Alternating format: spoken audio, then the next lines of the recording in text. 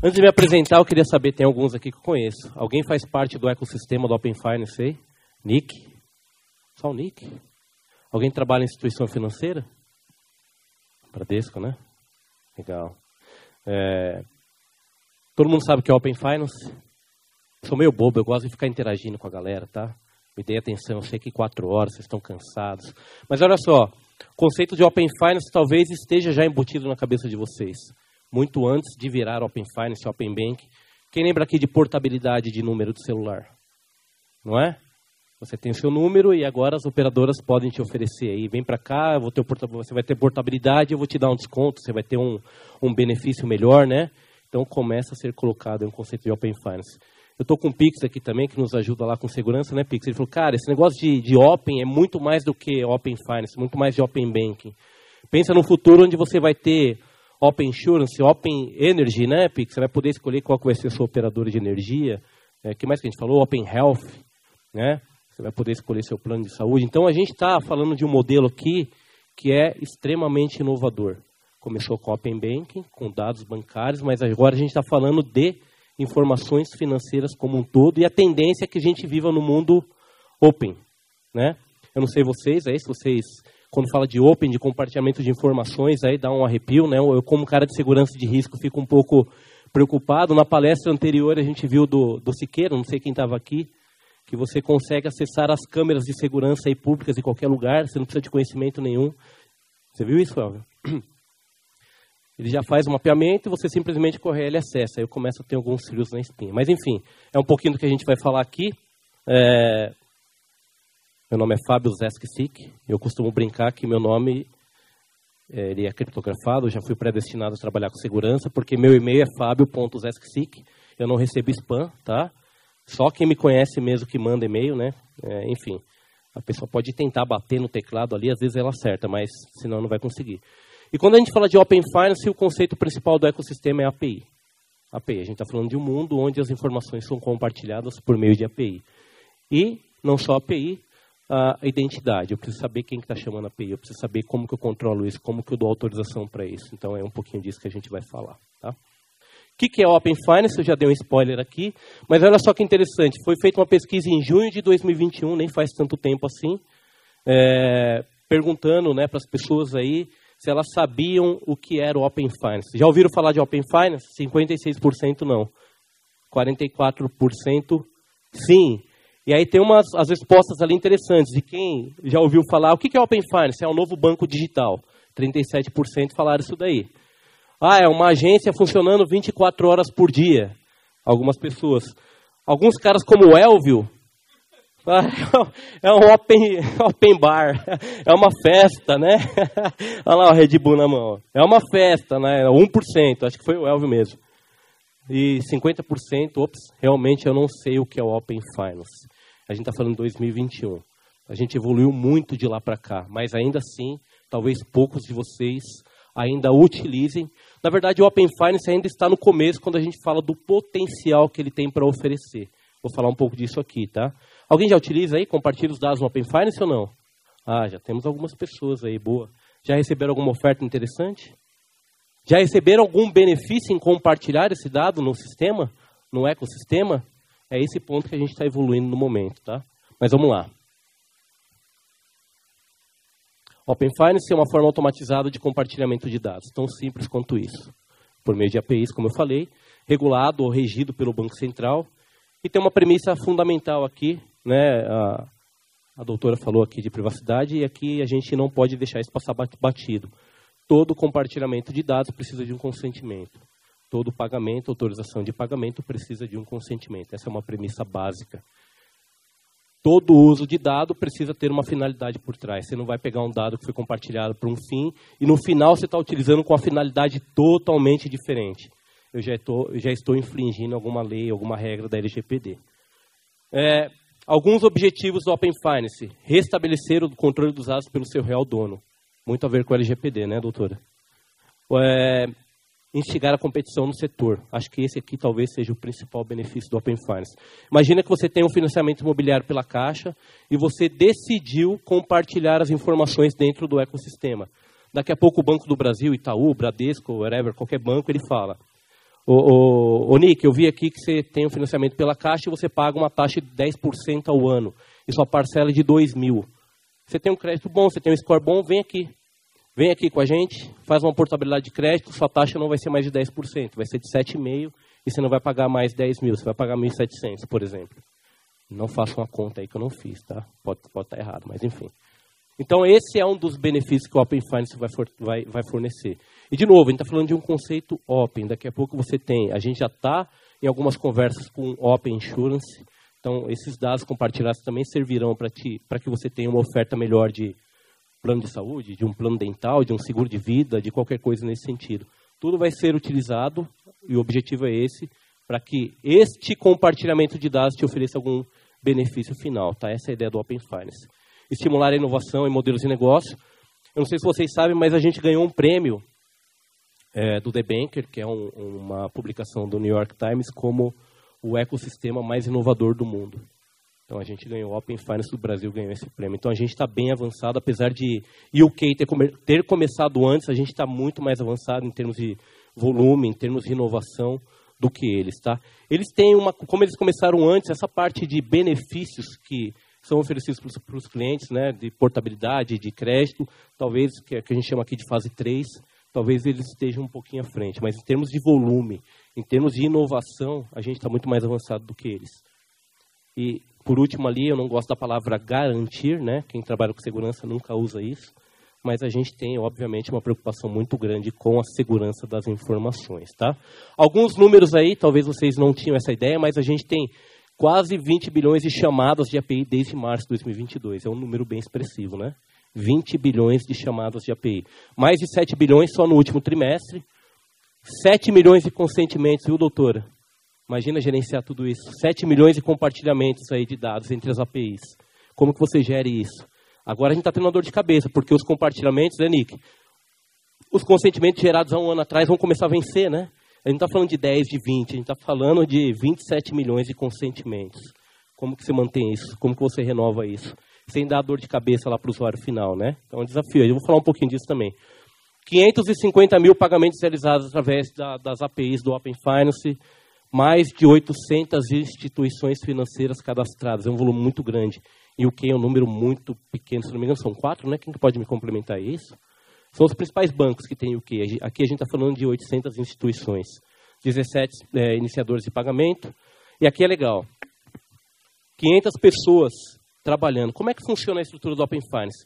Então, o Banco Central fica lá conversando e fala assim, a gente precisa melhorar aqui, sei lá, vamos fazer o Pix recorrente. A gente quer implementar o Pix recorrente aqui, facilitar a vida do cidadão. Aí ele vem, comunica a camada administrativa, que é a Chicago que faz, né, tem os grupos ali, e ele pega essa demanda do Banco Central e manda para os grupos técnicos. Grupo de especificação, de sandbox, de segurança, de privacidade, tem diversos grupos técnicos, são mais de 500 pessoas aqui. Essas pessoas se reúnem e falam, legal, baseado no que o Banco Central definiu, está aqui a solução. Essas são as considerações de segurança, de privacidade, essas são as considerações de usabilidade, né, de UX e tal. Devolvemos para o Banco Central uma proposta técnica, né, e o Banco Central aprova. A partir do momento que o Banco Central aprova, a gente implementa junto com as instituições financeiras. É assim que funciona o ecossistema. Tá? Então, pensa na responsabilidade. E a gente foi o ecossistema mais rápido de migrar de Open Banking, que só compartilha informações bancárias, para Open Finance. Pergunta? Antes da pergunta. Vou falar um pouquinho de gestão de APIs e segurança Open Finance. Como eu falei, o ecossistema todo é feito de API. Aí só um adendo, Elvio, quando eu fui entrar no Open Finance, antes disso eu prestava consultoria para as empresas, porque o Banco Central publicou uma norma lá, que é o Manual 3.0 de Segurança de API. Alguém já viu esse manual aí? Alguém trabalha com API aqui? Cara, tem uma série de especificações de como que a API deveria ser construída, de como deveria ser testada, quais parâmetros, entra bem no detalhe. E aí eu comecei a trabalhar com isso, eu falei, Elcio, eu preciso de um curso aí, cara, me ajuda a fazer um curso aí de segurança de API. Fui lá, fiz um curso com o Elcio. Quando eu entrei aqui, eu falei, cara, eu manjo tudo de API, vou destruir. Eu entendi que eu não entendia nada. Não sabia nada de API, viu, Elvio? Não é que seu curso é ruim, não. É porque aqui a gente entra num nível de detalhe do parâmetro, de como faz a chamada, de que informação que eu tenho que trazer, de qual que é o time, de validade do token, como que eu renovo. E aí comecei a entender esse conceito todo e estou aprendendo um pouquinho ainda. Mas vamos lá. Quando a gente fala de API, tem uma evoluções de métodos, né? A gente começa lá com o REST API 2000, depois a gente passou em 2015 para GraphQL e gRPC. Cada método aqui tem a sua importância e tem a sua finalidade ou o seu uso. Dentro do ecossistema, a gente está usando o REST API, porque a gente está fazendo várias solicitações aqui, né? Uma solicitação N para N, tem vários métodos que são passados via HTTP. Alguns exemplos de players que utilizam ali, Twitter, GitHub, Stripe, uma instituição financeira, e a gente também está utilizando esse método aqui. Eu vou falar um pouquinho dele. Depois, quando você fala de GraphQL, é um outro método que ele permite um pouquinho mais de parametrização. Na chamada, no dado, eu não preciso trazer um dado tão volumoso, eu consigo especificar um pouquinho mais. Alguns exemplos aqui, Facebook, Shopee, Airbnb. E você tem um outro método aqui quando eu trabalho, principalmente HTTP2, muito mais rápido quando eu trabalho com streaming. Então você tem Google, você tem Netflix, você tem Cisco. Então tem essas evoluções aqui. Não significa que porque é uma evolução eu deveria migrar. Como eu falei, cada uma tem a sua finalidade. Mas falando um pouquinho de REST API. Eu estou todo confuso nos meus slides aqui, não é REST API nada. A gente vai falar aqui de como funciona o Open Finance de forma geral aqui, tá? Vamos lá. Então você tem uma instituição que faz uma chamada, você tem um servidor de autorização para validar se aquela chamada é verdadeira ou não, e você tem um servidor de recursos que vai fornecer ou não o recurso para quem está fazendo a chamada dentro da instituição. Para que isso daqui funcione, eu tenho que ter o consentimento, como eu falei, acho que a imagem está meio ruim aqui, né? Eu tenho que ter o consentimento, então o compartilhamento de dados, toda a autorização de pagamento passa por um consentimento. O que mais que eu tenho aqui? Eu tenho um padrão que é uma evolução de métodos de autenticação e autorização, que eu vou falar dele, que é o FAP. Tá? O FAP ele surgiu aí a partir de alguns padrões de segurança, de OpenID, que é específico para a indústria financeira, para ter um pouquinho mais de segurança, camadas adicionais de segurança de API. O que mais que eu tenho aqui? Todo o monitoramento de segurança, obviamente. Né? Quem está chamando, tem algum incidente, não tem, enfim, tudo que vocês já conhecem em termos de monitoramento de segurança aqui, de Threat Intel, enfim. Eu tenho que ter padrões de segurança em termos de certificado, então tem padronizações, tem cadeias de certificado, a cadeia V4, V5 serve para isso, V10 serve para isso, tem toda uma gestão em cima disso também, que é extremamente importante. E tem uma conformidade. Basta eu ser uma instituição financeira, um meio de pagamento para entrar dentro do Open Finance, não, tem uma série de critérios, assim como o manual de segurança lá que eu falei, para que eu consiga entrar. E quem faz isso é o OpenID Foundation. Eu tenho uma certificação específica, que é o FAP, que eu vou falar, para que você consiga estar em conformidade e participar do ecossistema. Falando um pouquinho do FAP, então. Então, esses aqui são os elementos aqui de forma não exaustiva do Open Finance. Falando do FAP, deixa eu passar a animação aqui, mas vamos lá, vamos falar um pouquinho de evolução aqui, até chegar no FAP. Então, o REST API, como eu falei, é o modelo que a gente utiliza. Basicamente, você precisa gerenciar a autenticação e a autorização. Quando a gente pensa nesses métodos, a gente começa lá com o método BASIC. O que é o método BASIC de autenticação? Simplesmente você passa o usuário e senha na URL de forma, um hardcode ali, base 64. Não sei quem conhece isso, mas não é criptografia. Você está simplesmente fazendo um encoding, né? Pegando o usuário e senha, você bota um algoritmo de hash e passa na URL. É seguro isso? Se eu conseguir ali pela URL, eu estou vendo ali, se eu boto num decodificador, eu sei exatamente qual que é o usuário e a senha. Então, esse foi um dos primeiros métodos de autenticação, obviamente que não serve para o nosso modelo. Depois evoluiu para a API Key. A API Key já é um pouquinho mais seguro, porque eu utilizo o hardware, eu utilizo de repente o IP, eu gero uma chave, a partir dessa chave, né, que ela é randômica, e baseado nas informações que você fornece, eu tenho um pouquinho mais de segurança. Qual que é o problema? Eu passo isso na URL também. Então, eu consigo usar essa informação. Se eu conseguir capturar essa informação, de repente eu acesso algum recurso indevido. Então, esses métodos não serviam. A evolução natural foi o ALF 2.0. Qual que é a diferença do ALF 2.0 para esses outros métodos aqui? Eu começo a ter a figura de um token, um servidor de autorização. Então, eu uso o usuário, eu uso senha, mas eu tenho um token. Esse token pode ter um período de validade e eu tenho um servidor que faz a validação disso por trás. Eu posso usar alguns sinais de risco. Então, por exemplo, a geolocalização. Eu posso usar o usuário que foi logado ali. Eu posso, talvez o principal atributo aqui é que eu posso definir um tempo de validade desse token. Nos últimos modelos eu não tinha isso. Nos modelos anteriores eu não tinha isso. Então, eu defino que aquele token tem um tempo durável. Depois que expirar aquele token, obviamente, eu tenho que fazer o processo novamente. Tá? ainda não foi suficiente para o nosso modelo financeiro aqui, tá? Mesmo o Auth 2 acrescentando uma série de incrementos de segurança, ainda não foi suficiente. Subimos um nível aqui, OpenID Connect. Aí eu tenho um servidor de autorização que está fazendo uma série de checagens aqui em cima do Auth 2.0, incrementando mais funcionalidades de segurança. Ainda não foi suficiente. Então o grupo se reuniu, o OpenID se reuniu e criou este padrão aqui, que é o FAP. O FAP é Financial Grade API, que é, aqui sim, a gente está colocando uma série de restrições de segurança, uma série de parametrizações para que eu tenha esse modelo de compartilhamento de APIs seguro, tá? Então, a gente está nesse modelo de evolução constante. E, de novo, as empresas, para participar do ecossistema, elas precisam estar certificadas FAP. Passar pelo motor de conformidade e falar, agora eu sou aderente à FAP, eu consigo entrar, compartilhar dados. Tá? Então, a preocupação com segurança aqui é extremamente importante. A gente, ali, FAP, mas a gente utiliza também algumas referências de mercado. Vocês conhecem o SCA? Strong Customer Authentication? Isso aqui deveria ser o conceito para qualquer coisa de segurança. Isso aqui é utilizado lá na Europa para métodos de pagamento. Mas basicamente o que eu sei. O usuário é uma senha, é alguma coisa que eu sei. O que eu tenho um device. Eu tenho um laptop, eu tenho um smartphone, enfim. E o que eu sou, biometria. Aqui um ponto importante, né? É legal você conseguir unir segurança com usabilidade, né? Porque tem um amigo meu que falou que ele estava fazendo lá o processo de onboarding no banco, né? Então, ele usa óculos, viu, Alessandro? Estou olhando para você que lembrei. Então, ele aproxime o rosto. Aí, aproximava o rosto. Tira o óculos. Ele tirou o óculos. Aí, deu uma outra instrução que ele não conseguia enxergar. Aí, ele... Cara, peraí. Aí, ele botava o óculos. Tira o óculos. Aí... Então, assim, não é só pensar em segurança, tem que pensar em usabilidade. Senão o cara fica preso dentro do negócio e não consegue sair, né? Então, tem essa preocupação muito grande do Banco Central também. Inclusive, publicou, acho que faz 2 semanas, o Manual de Usabilidade 5.0.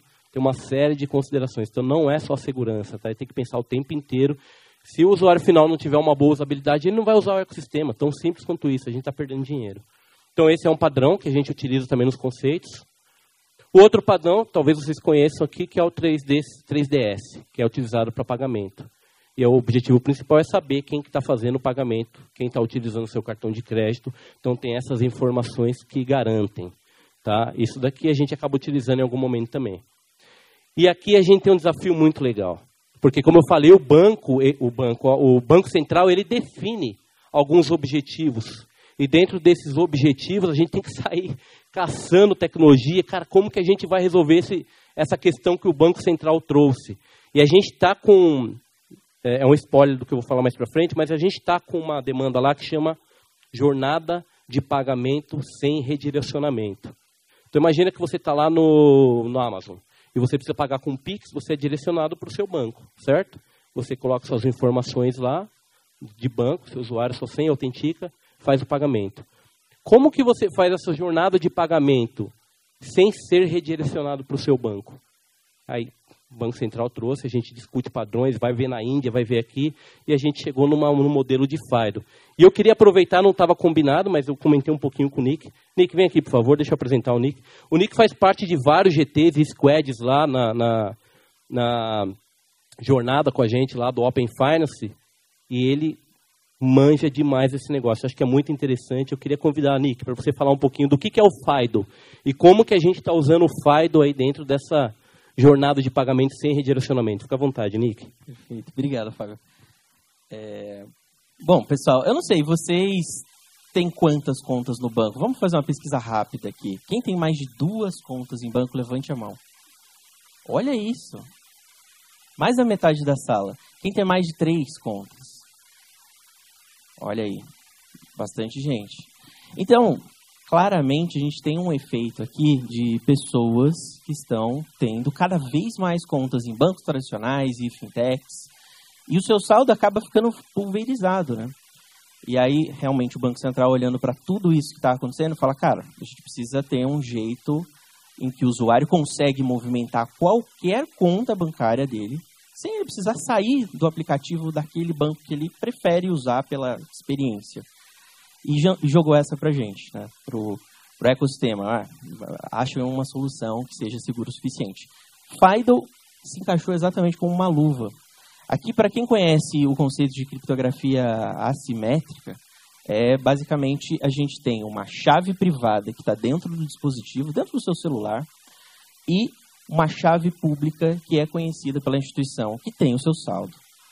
O FIDO, ele padroniza o uso dessa chave privada de tal forma em que isso funciona em todos os dispositivos FIDO compliant com um nível de segurança que o que você é e o que você sabe e o que você tem fica muito transparente para o usuário. Então, até trazendo um pouco do que a Carmina trouxe para a gente, né, falando sobre phishing, né, a gente tem uma pandemia de phishing acontecendo.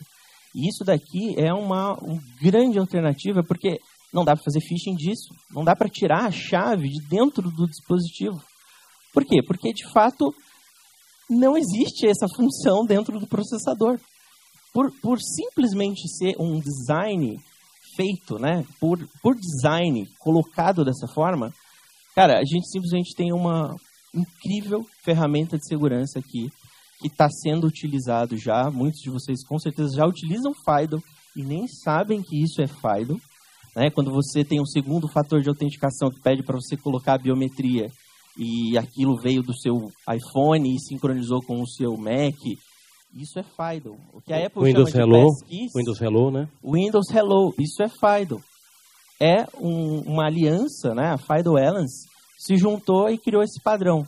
Então, nós no Open Finance estamos sendo os primeiros do mundo a utilizar isso. Provavelmente vai virar o padrão global, mas a gente teve essa sacada de juntar o que a gente tem hoje de iniciação de pagamento com o FIDO 2 para realmente entregar a melhor experiência para o usuário. Então, eu acho que é só isso. O Nick só falou rápido por causa do tempo, mas ele domina o assunto, tá? Quiserem falar mais, eu sou coadjuvante. Beleza. Valeu, Nick. Tamo junto.